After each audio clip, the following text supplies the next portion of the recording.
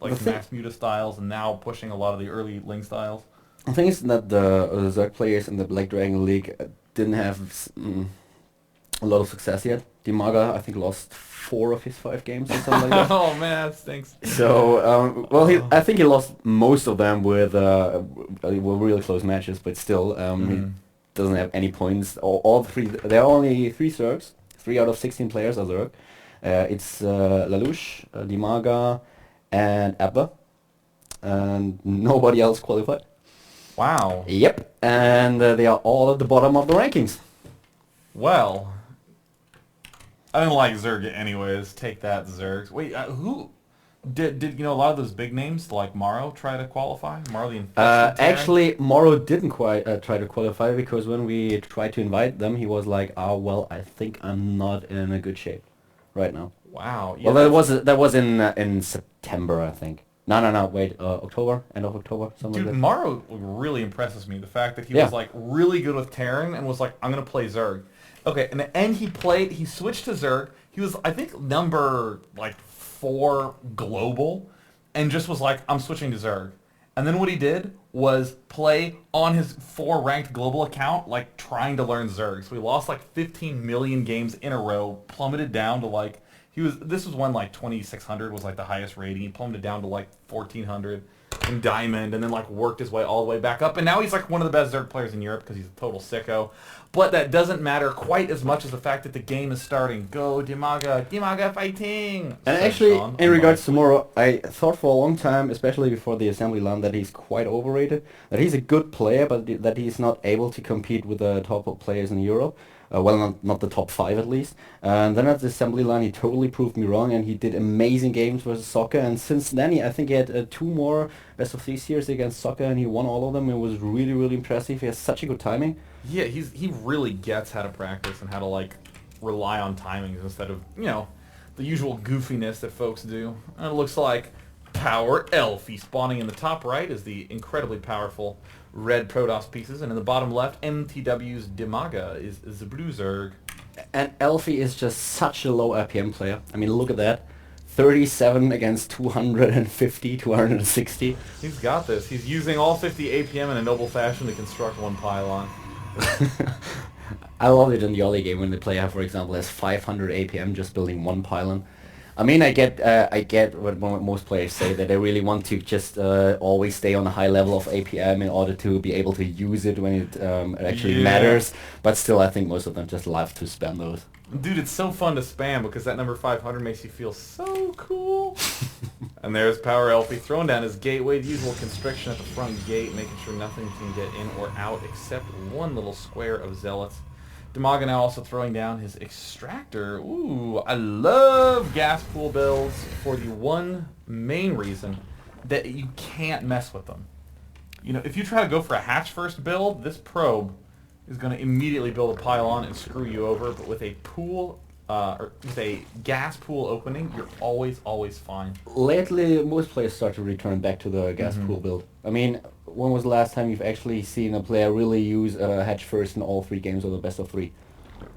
I mean, for example, at the assembly land, the FX Open or everything, I think there was 1 or 2 games where I saw a hedge first. Most of the players just start to rely on, well, basically extract a pool once again. Yeah, I love the extractor pool opening so hard. It does look like Power Elfie is going to be going for pretty darn fast cybernetics for getting now his pylon. Bouncing back and forth the Expo to deny it, but of course, look at Dimaga's economy, immediately getting that speed upgrade, the Queen and all the Zerglings. Money dropping back down to 0, you just cannot mess with this build, it's so great. Yeah, Alfie on the other hand side is just getting his second gas right now. And the one thing that I really find funny about... Do you realize how few players there are that actually are low APM? I think it's about 5 of them. It's Show, it's Elfie, and there are another 2 or 3, but all the other players are just spamming APM like crazy. And didn't you mention in one of your dailies that you are a high APM player as well? In Brood War. Interestingly, I actually have no idea what my SC2 APM is. I actually never checked. In StarCraft 1, though, that game that none of you play, I was cool in that one. Yeah, pow! In the meantime, it does look like that expansion has gone down for Dimaga. He getting it at the usual time. He's going to be sending this Zergling up, and the big key moment is always around the 6-minute mark to dart up that ramp and see whether the warp gate is done or whether it's already been done. So Dimaga's going to be doing a lot of poking up that ramp in the next 90 seconds to get a good sense of what's going to be coming out. Yeah, and Alfie just getting 2 more gateways, getting a couple of sentries, and probably going for this expansion. Yeah, this is my favorite opening is Protoss, as well as like every Protoss' favorite opening is Protoss. Just the usual 3-gate Zealot Sentry expand. You just get such a nice force to do aggression with and a really fast expo.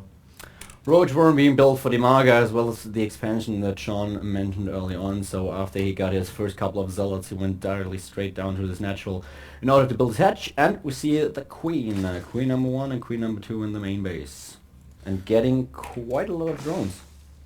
Just scouted and yeah, already saw with the Zergling that Alfie is going to build his punk. I think it was Alfie playing versus Lelouch, and he basically totally tricked him into over-droning. He built his expansion, and Lelouch scouted the Nexus being warped in, and at some point Alfie just cancelled it, warped in tons of units, and just killed him.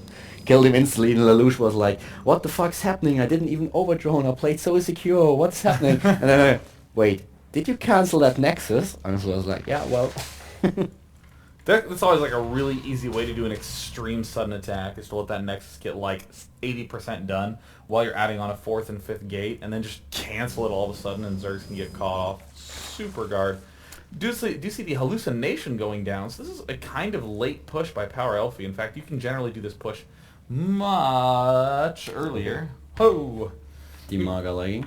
You can generally do this push much earlier as Elfie, but it looks like he is just being a little bit more cautious, and with that hallucination he'll get an ability to scout the opponent, and Dimaga is the one who's in a little bit of an interesting spot, because the question is, does he make more drones right now, or does he try to put a bunch of pressure on with roaches to do some good damage? He could make drones. I'm a little torn on that.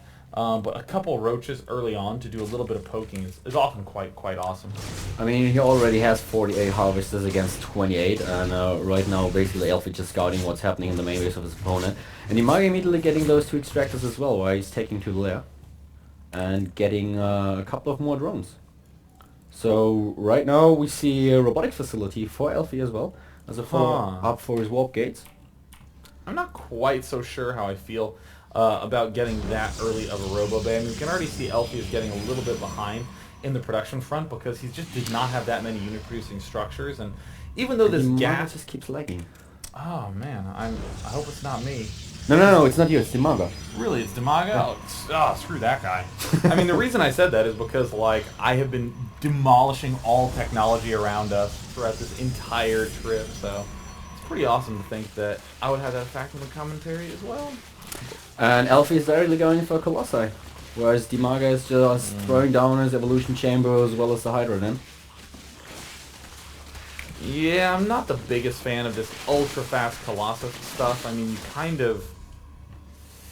There's such a long period where you just can't do anything. And that's very dangerous in this matchup. Because, I mean, what Zerg's really almost always thinking is, how do I get a time when I can just do nothing but make drones? Like, that's all Zerg ever wants to do is make drones. And, I mean, he's just letting him make the drones. There's nothing else that is happening. He's just letting him do it. And once again, Dimaga seems to be lagging. That doesn't look too good. But apparently his internet connection is really bad right now.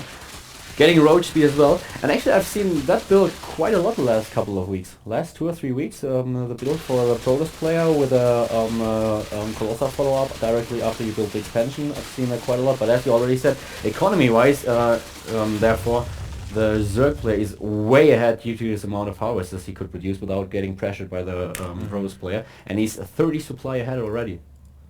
Yeah, I mean, this is always the huge danger with Zerg. I mean, like... You just absolutely cannot let him get these 2 extra bases completely uncontested. And I mean, I definitely sympathize with players who are using this as a big crutch, this robo strategy, because it's so easy if you're against a weaker player. You just sort of hang out, and then you get 4 or 5 Colossi, and then you attack, and then you win. But if your Zerg opponent is really good at macroing and really good at applying pressure, you're going to find yourself crumbling very quickly. And it looks like Elfie is going to try to do a little bit of catch-up, get up his 3rd base as well. Just checking. I can still be heard. Alright, Yep. that's fine. That's cool. Getting a spy right now and the first attack upgrade for his roaches, and in the meantime Elfie is just making sure that he can build a gold expansion at the rich mineral fields as soon as he wants. Tunneling claws as well.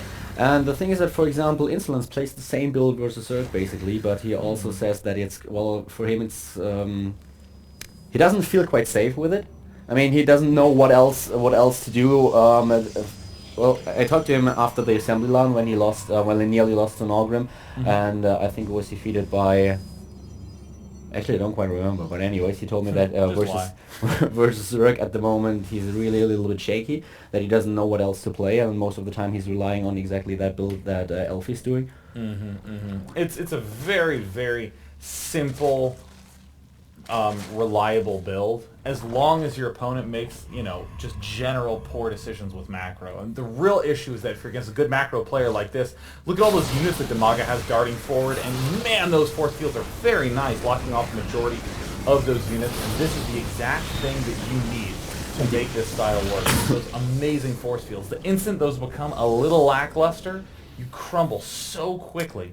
But basically those force fields are really, really strong, especially if you... I mean, at the moment Elfie is attacking, so he can pick the location of the fights.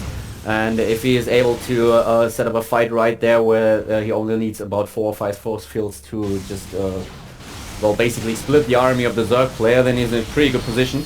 And still Demaga is ahead with about 20 supply, but losing a lot of units right now. But it looks like he's setting up a very nice surround, and it looks like Elfie realizes this and is trying to find a way out, but no, there's more roaches swinging around from the backside. Hydra's trying to deal damage to those Colossus, and now the roaches are also swinging in from the backside, doing an amazing surround, and Demaga... But Demaga is doing a really good job, don't you think so? Whoa! I mean, Demaga lost his advantage. Supply-wise, he had a 30 or 40 supply advantage when the fight started. Right now he's on 107 versus 110 supply. And actually, Elfie isn't doing that bad. I mean, you're totally right. He is attacked from 2 sides, so I'm not quite too sure if he is actually able to retreat, at least with his Colossi. Well, in 30 seconds, once Sir ends up dropping out of the game, finally, we'll be able to come right back to the heat of the action. But I mean, this is definitely a very rough spot for these players to experience a disconnect.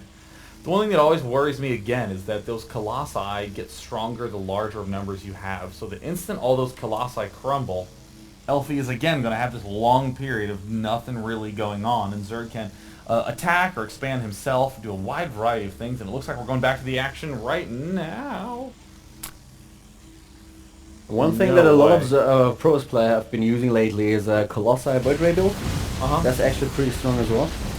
And yeah, right now Elfie is doing a pretty good job. So he's ahead supply-wise, just killing the third base of Demaga. In the meantime, he's setting up his gold expansion, and Elfie can safely retreat right now after he killed off this expansion. And the income of Demaga is down to about 1,500. And his gold expansion is ready, so he's just going for the Echo Slide, and basically his income will skyrocket after that. Elfie is just playing phenomenally at this point. I mean, his build relied so heavily on good force field, and Elfie just threw down amazing force field one after the other, completely shutting down all of that aggression by Demaga. And now, I mean, Demaga is just in an atrocious situation. Needs to have some incredibly magical moment happen for him to pull back in.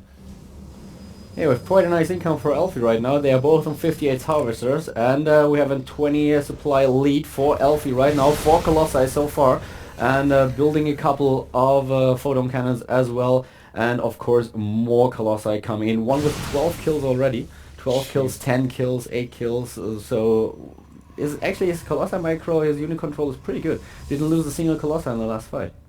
And going for Twilight Council as well now, so he's attacking again.